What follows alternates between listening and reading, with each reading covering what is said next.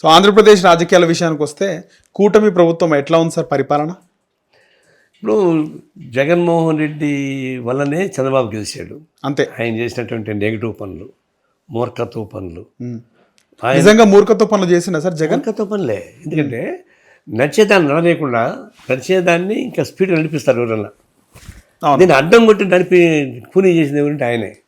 లేకపోతే అమరావతి దాన్ని మంచిగా నడిచేదాన్ని దాన్ని 3 ముక్కలు చేసి గడ్డి పొరకలు చేసి డెవలప్మెంట్ ఆపేసాడు. అంటే కమ్మ సామాజిక వర్గం అంతా అమరావతిలో పెట్టుబడులు. ఇప్పుడు అక్కడ రెడ్డిస్ ఉన్నారు, కమ్మ చదివారు. నువ్వు క్యాస్ట్ చూసి ఒక ఏరియా చెప్పలేరు మీరు. ఒకసారి కాన్సన్ట్రేషన్ ఉండొచ్చు, డామినేషన్ ఉండొచ్చు. ఆడ కూడా ప్రతి గ్రామంలో కమ్మాస్ మెజారిటీ కాదు కాబట్టి డామినేటింగ్ ఫిగర్స్ ఉంటారు. ప్రతి ఊళ్ళో రెడ్డిస్ మెజారిటీ కాదు కానీ డామినేటింగ్ ఫిగర్స్ ఉంటారు. జనాభా లెక్కలు తీసుకుంటే కమ్మలో రెడ్ల కన్నా నాన్ రెడ్డిస్ స్ట్రెంత్ ఎక్కువ ఉంటుంది. దీనిలో 55% ఉంది. కాబట్టి అట్లా లెక్క ఆయనకి వెళ్ళా. నీకు స్ట్రాటజిక్గా ఒక ప్లేస్ అనుకున్నాడు, అది తప్పో రైటు ఆయన అనుకున్నాడు, మొబిలైజ్ చేశాడు. భారతదేశంలో ల్యాండ్ పూలింగ్ అనేది ఫస్ట్ టైం చంద్రబాబు చేసింది.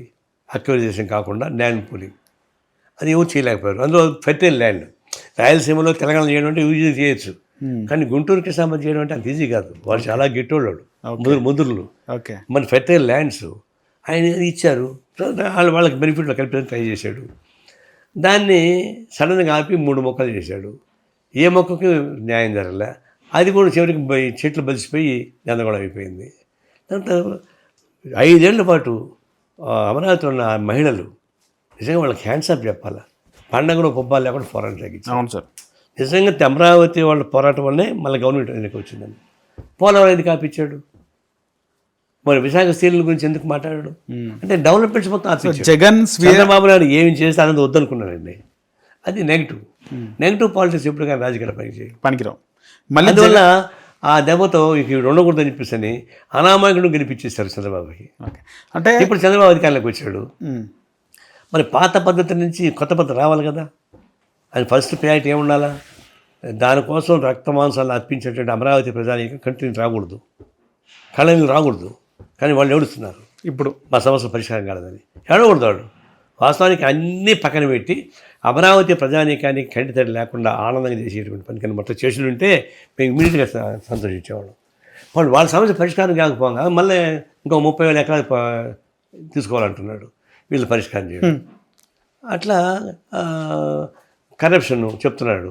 ఒక్క మాట చెప్పాలంటే జగన్మోహన్ రెడ్డి ఇడిచిపెట్టిన చెప్పులు ఇంటి కాళ్ళు పెట్టి నడుస్తున్నాడు అంతే. ఎక్కడ మార్పులే లేవు. పైన అంత చెప్పినా కూడా కింద అంతా మామూలే. తర్వాత వైసీపీలో ఎవరైతే కాంట్రాక్టర్స్ ఉన్నారో అదే కాంట్రాక్టర్స్ ఏదైతే ఉన్నారు. వైసీపీలో ఎవరైతే ముఖ్యమైన ఆఫీసర్ ఉన్నారో అదే ఆఫీసర్ మీద సేమ్ వాళ్ళకే. ఏం మారలే, మొక్కలు బాగానే తప్ప ఏం మార్పు ఉంటుంది? ప్రయారిటీ మొత్తం ఏముంటుంది? ప్రయారిటీ రైతులకు రామదాయకుండా ఏమని అంటాడు, కార్పొరేట్ అంటాడు, ఇంకొకటి అంటాడు. వాళ్ళు బిజీ తిరుగుతాడు విశాఖపట్నం చుట్టూ. తిరుగు పరిశ్రమ చేయాల్సిందే. First priority must be given here. అందుకని గాలియర్ నగర్, విలుగొండ ఇవన్నీ పెండింగ్లో ఉన్నాయి. అవంతా 100 కోట్ల రూపాయలు ఖర్చు అయిపోతాయి. 80,000 కోట్ల రూపాయలకు ప్లాన్ చేసి మనకి చర్ల పోలవరం అంటే ఎవడు ఒప్పుకుంటాడు? అందువల్ల అలివి కాని పనుల కోసం కాన్సన్ట్రేట్ చేస్తున్నాడు. అలివయ్యే పనులకు ప్రయారిటీ తగ్గుతాం. చివరిగా పవన్ కళ్యాణ్ గురించి ఏం చెప్తారు సార్? పవన్ కళ్యాణ్ గతంలో చిగువర లెఫ్టిస్ట్గా ఉన్నారు. జనసేన పార్టీ కలర్ కూడా కమ్యూనిస్ట్ కలరే. ఇప్పుడు సనాతన ధర్మం అంటున్నాడు. ఏమంటారు? ఊసరవెల్లి పవన్ కళ్యాణ్ అంతే. ఊసరవెల్లి మీరు గతంలో చాలా చేస్తా కావాలంటే గతంలో చాలా అభిమానించారు, లైక్ చేసినారు పవన్ అదే చెప్తున్నా. ఆయన ఫస్ట్ చేకవరి డ్రెస్తోనే కాకుండా లెఫ్ట్ ఐడియాస్ ఉండేవి, లైబ్రరీ లెఫ్ట్ బుక్స్ ఉండేవి. నాకు కూడా తెలుసు, నేను కూడా చూసాను బాగా. ప్రోగ్రెసివ్ ఐడియాలజీలో చిరంజీవి కన్నా ఆయన బెటరు. ప్రోగ్రెసివ్ ఐడియాలజీలో ఓకే. స్టేబిలిటీ తర్వాత సినిమాలో చెప్తా. ఆయన అంటే ఆయన రాజకీయానికి వచ్చాడు, లెఫ్ట్ కూడా కలిసి పనిచేసి ట్రై చేశాడు, కుదరలేదు. మన ఇండిపెండెంట్ చేశాడు, మన టీడీపీ కలిశాడు, ఆయన ఉప ముఖ్యమంత్రి అయ్యాడు. అది రాజకీయాలు వాళ్ళ ఇష్టం. రాజకీయ ఒకరు మారిపోతున్నారు కదా, రాజకీయ పార్టీ మారిపోతున్నప్పుడు ఆయన మారి తప్పే ఉంది. కానీ ఉప ముఖ్యమంత్రి అయిన తర్వాత సనాతన ధర్మాన్ని పుణికిపుచ్చుకున్నాడు. సనాతన ధర్మం ద్వారా ఆయన వేష మార్చేశాడు. గుడ్డుకు పోతున్నాడు, కొబ్బరి కడుతున్నాడు. సనాతన ధర్మమే గొప్పని చెప్పేసి తమిళనాడు పోతే అన్ని ప్రచారం చేస్తున్నాడు. సనాతన ధర్మం చాలా డేంజరస్ ఫిలాసఫీ. సనాతన ధర్మం ఇప్పుడు సనాతన ధర్మంలో విడాకులు తెలుసా? విడాకులు లేవా? ఎందుకంటే ఒకసారి పెళ్లి చేసుకుంటే సచ్చినట్టుగా భార్య ఉండాల్సిందే. ఓకే. వాడి మొగుడు ఎంత దుర్మార్గుడైనా కూడా ఉండాల్సిందే, లేకపోతే అది సనాతన ధర్మం. నరకానికి పోద్ది.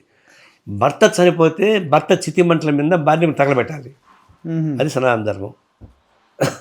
అంత ఇంకా చాలా ఉన్నాయి. అంటే కందుకూరి వీరేశలింగం లాంటి వాళ్ళు ఈ అంటే ఇదే కదా సార్ సతీ సహగమనం అని అప్పుడు నిర్మూలన చేశారు కదా.